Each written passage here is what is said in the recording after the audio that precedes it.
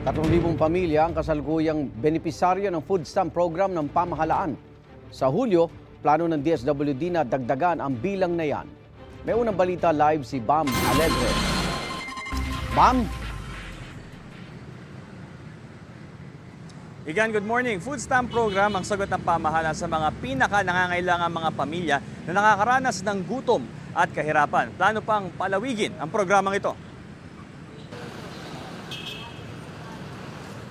Inabutan ng GMA Integrated News ang mag-inang ito na nagliligpit na ng kanilang hinigaan sa gilid ng bangketa.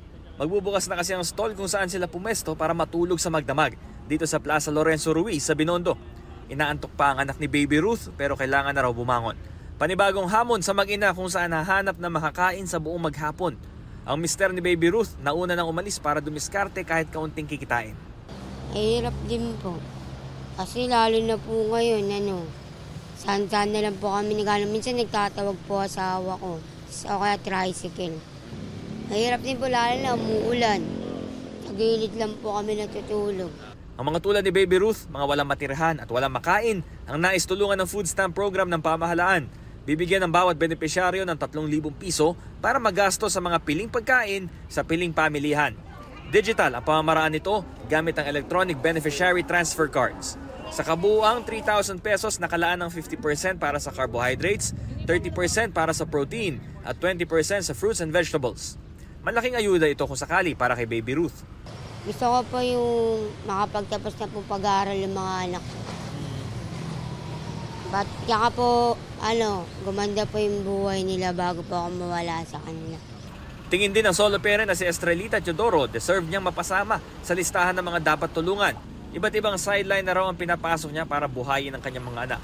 Sa ngayon, nagtitinda siya ng kape habang nagwawalis sa mga paradahan ng mga kalapit na gusali. Sa taas ng bilihin, mahalaga rin para sa kanya na mapabilang sa food stamp program.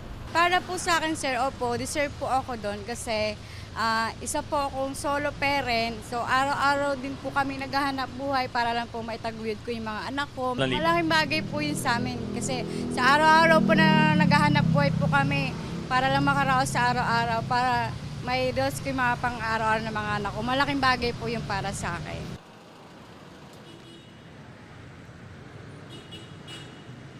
Iyan, limitado pa lang yung beneficiaries nitong programang ito pero yung planong itong i-expand at meron din mga discussion na gawin itong permanent sa pamamagitan ng pagsasabatas nito para maging epektibo sino man ang nakaupo sa administrasyon. Ito ang unang balita, Manlegre, para sa GMA Integrated News. Igan, mauna ka sa mga balita. Mag-subscribe sa GMA Integrated News sa YouTube. Sa mga kapuso abroad, subaybayan nyo kami sa GMA Pinoy TV at sa www.gmanews.tv.